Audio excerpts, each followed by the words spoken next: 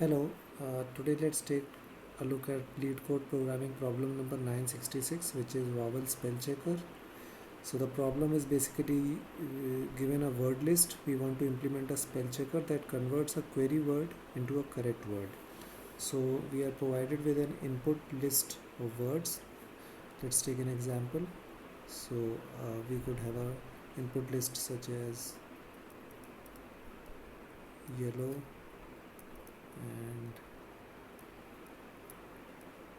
yellows and maybe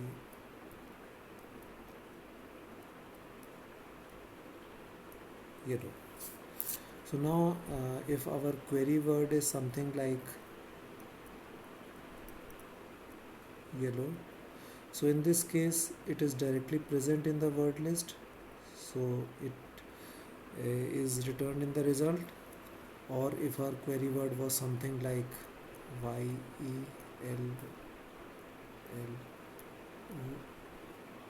YELLOW, so this is again present in the word list, though the case might differ, but it is still there. For example, this is present in a different case in the word list as follows, in all small yellow.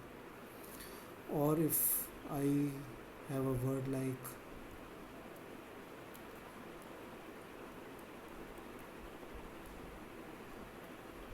now, in this case the vowels are changed. So like over here, A is, if I replace A by O and U by E, so if I replace this by E and U by O, so I get yellow. So this is again considered to be present in the list. So these are the ways through which a query word is assumed to be present in the list. If I had a word such as YEELLOW,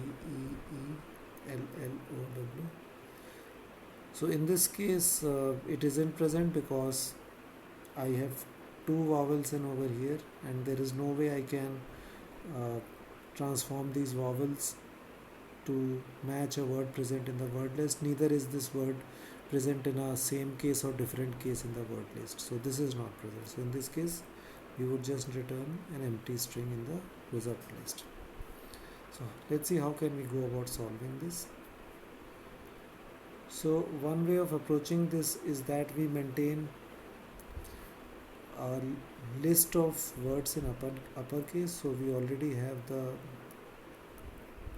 word list, which is the input list of words which is provided to us.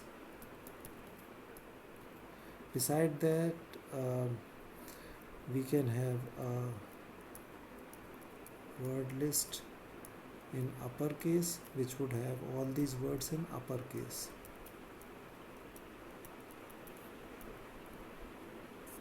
Okay. Thirdly, we can have a word list in which all the vowels in the word is transformed into one particular vowel. For example, we could transform all the vowels such as A, E, I, O, U or capital A, capital E, I, O, U, all of these into small case a. So what benefit we get from this is that for a word like YELLOW, we transform it and save it as YALLAW. Now let's say if I get a query word as YOLLEW, so I can perform a similar transformation on this one as well. So this would become YALLAW, and you can see that this YALLAW is already present in the word list. So this helps us to figure out that these two words YELLOW and YOLLEW are considered to be equivalent in the list. So besides the word list and the word list in uppercase, we can also keep track of words for whom all the vowels present in the word have been mapped to a particular single vowel. So once we have these three lists, we can iterate through them, and while going through each of the query word and see if they are present in any one of the list, and if yes, then we put it in the result list, otherwise we put an empty string.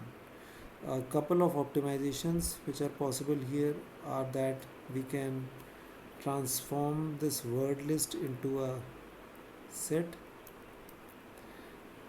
and also this uppercase again in a set. So the advantage of transforming this into a set is that when you are looking for the query word, you need not go through each and every word in the list iteratively. You can just find out from the set whether that word is present in the set as a direct similar case word or a changed case word in the word list uppercase, because the uppercase of both the query word and word the word in the word list would be the same if both of them are uppercased and they happen to be the same word just in different cases. So if you want to check out the programmatic solution for this problem, please check the link given in the description. Thank you.